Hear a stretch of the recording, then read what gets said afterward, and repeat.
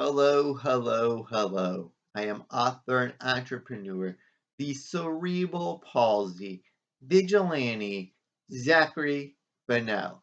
In today's video, I will be sharing what I do when my cerebral palsy, CP for short, causes my ankle to tighten up to the point where my mobility is impacted.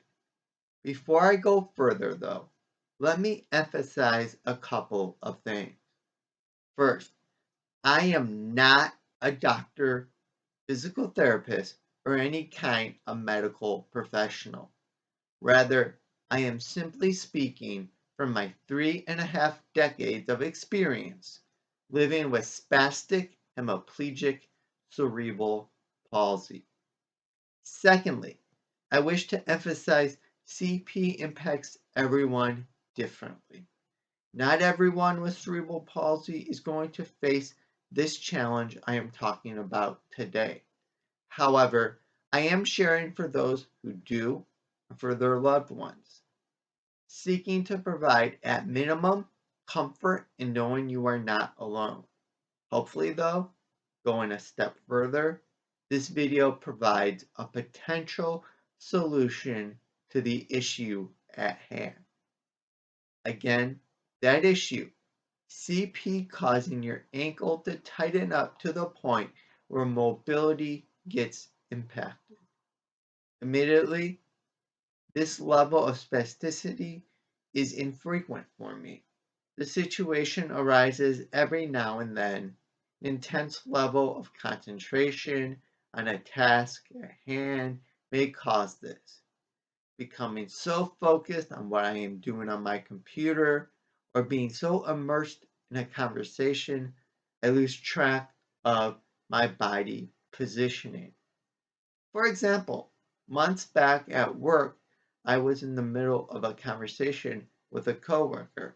My positioning something like this.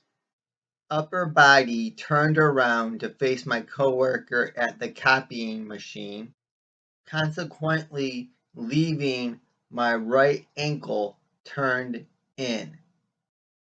Due to the level of concentration I was giving the conversation, I didn't realize I was sitting in such an awkward position until afterwards when I went to stand up and my ankle seized up. I tried to walk off the tightness, but ended up hobbling around my work environment. I knew I needed to do something in order to make it through my shift.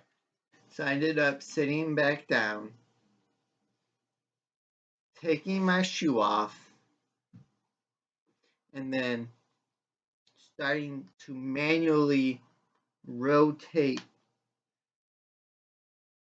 my ankle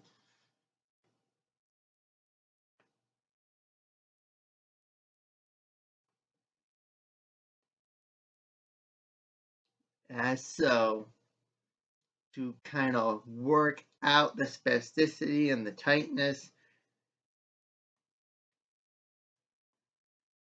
and get myself to be able to walk around again. Listening just now, you may have heard my ankle crack as I did the manual rotation.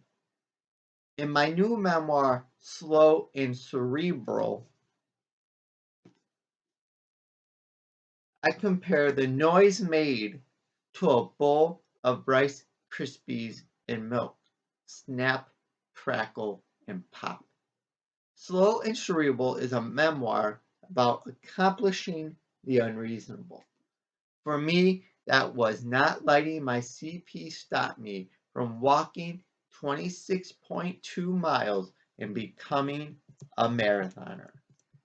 The need to manually rotate my ankle came into play about 10 miles into the marathon.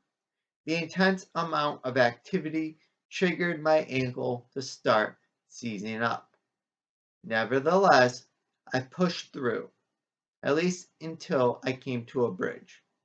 Gripping the bridge's side, I maintained my balance while slipping my shoe off and bringing my right leg up so I could rotate my ankle.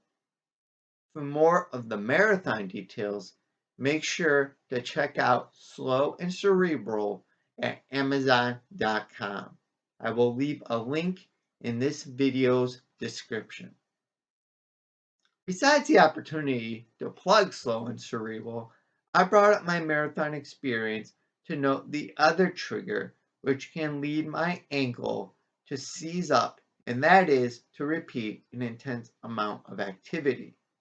Either such intense activity level or concentrating intently, albeit on a task on my computer or in conversation, triggers my ankle to tighten to the point my mobility is impacted.